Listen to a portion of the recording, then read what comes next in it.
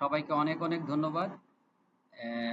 MI সফটওয়্যারের video টিউটোরিয়ালে আপনাদেরকে স্বাগতম। আমরা আজকে উপস্থাপন করব কিভাবে আমরা একটি স্টক ট্রান্সফার করতে পারি একটি ওয়্যার হাউস থেকে অন্য একটি ওয়্যার হাউসে। তো আমাদের স্টক ট্রান্সফার করতে হলে আমাদেরকে ইনভেন্টরি মডিউল সিলেক্ট করতে হবে। আমরা এখান থেকেও মডিউলটাকে চেঞ্জ করতে পারি, অথবা আমরা যদি এখানে যে কোনো মডিউলে যদি ক্লিক করি তাহলে এখানে ড্যাশবোর্ডে চলে আসবে। এখান থেকে আমরা যদি ইনভেন্টরি মডিউলে ক্লিক করি তাহলে এটা ইনভেন্টরি মডিউলে চলে যাবে। সো আমরা ইনভেন্টরি মডিউলে চলে আসলাম। ইনভেন্টরি মডিউলের সেটিং, এন্ট্রি এবং রিপোর্ট এই পার্টগুলো আছে। এর ভিতরে আমরা এন্ট্রি পার্টে গিয়ে স্টক ট্রান্সফার নামে একটি পেজ আছে, স্টক ট্রান্সফার পেজে আসবো। তো স্টক ট্রান্সফার এখানে লিস্ট দেখাবে। এই লিস্টের ভিতরে আমাদের প্রিভিয়াসলি যদি কোনো স্টক ট্রান্সফার করা থাকে তাহলে ওই স্টক ট্রান্সফার গুলো দেখতে পারবো। এই স্টক ট্রান্সফারের এন্ট্রি গুলো দেওয়া আছে। এখান থেকে দেখতে পাচ্ছি এই তারিখে এন্ট্রি গুলো দেওয়া হয়েছে, এই ওয়্যার হাউস থেকে এই ওয়্যার হাউসে স্টক গুলোকে ট্রান্সফার করা হয়েছে।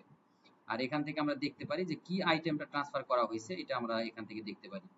সো আজকে আমরা কিভাবে একটি নতুন স্টক ট্রান্সফার এন্ট্রি দিতে পারি আমরা এটা দেখব। এখানে অ্যাড নিউ বাটনে ক্লিক করব।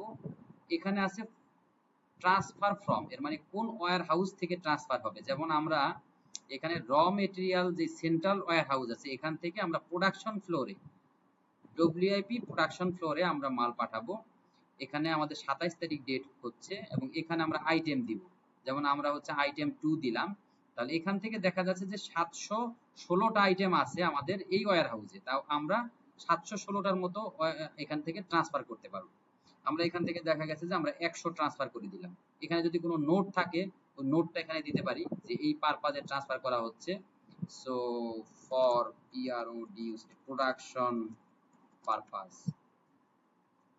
তাহলে আমরা এখানে প্রোডাকশন পারপাস লিখে দিলাম এবং এখানেও আমরা এটা লিখে দিলাম, অথবা এখানে ভিতরে লিখতে পারি TRANS transfer for production purpose. তাহলে একই জিনিস এখানে দিয়ে আমরা সেভ করে দিতে পারি। এখন এখানে যদি একই সাথে আপনার মাল্টি আইটেম ট্রান্সফার করেন তাহলে জাস্ট এখানে অ্যাড লাইন দিতে হবে। যেমন আইটেম 3টা আমরা ট্রান্সফার করব, কিন্তু এখানে আইটেম 3 এর কোনো কোয়ান্টিটি নাই। তাহলে এখানে হয়তো আমরা অন্য কোনো একটা আইটেম চুজ করতে হবে। যেমন এখানে কোয়ান্টিটি আছে, এটা আমরা ট্রান্সফার করতে পারি। এখানে আমরা 200 কি বলে র মেটেরিয়াল ট্রান্সফার করব। তাহলে এরকম ভাবে আপনি নতুন করে কোনো লাইন অ্যাড করে এখান থেকে আপনি আরো আইটেম ট্রান্সফার করতে পারেন। এখানে 249 পিস আছে, সো আপনি এখান থেকে 500 ট্রান্সফার করতে পারবেন না। তাহলে সেক্ষেত্রে হয়তো আপনাকে এরর দিবে যে আপনি এর বেশি ট্রান্সফার করতে পারবেন না। সেক্ষেত্রে আমরা এখানে 50টা ইউনিট ট্রান্সফার করি। সো এখানেও একই রকম দিয়ে আমরা এন্ট্রি দেওয়ার আগে একটু দেখে নিব যে আমরা কি চাচ্ছি ঠিক আছে কিনা। ট্রান্সফার ফ্রম, আমরা central raw material warehouse থেকে ডব্লিউএবি তে ট্রান্সফার করতেছি এবং ডেটটা আমাদের এই তারিখ এবং আমরা এই 3টা আইটেম এতটুকু কোয়ান্টিটি আমরা ট্রান্সফার করছি। সো সবকিছু ঠিক থাকলে আমরা সেভ দিলে এই আইটেমটা ট্রান্সফার হয়ে যাবে। তাহলে এই আইটেমটা আমাদের ট্রান্সফার এন্ট্রি হয়ে গেল। এইভাবে আসলে একটি স্টক ট্রান্সফারের এন্ট্রি দিতে হয়। ধন্যবাদ।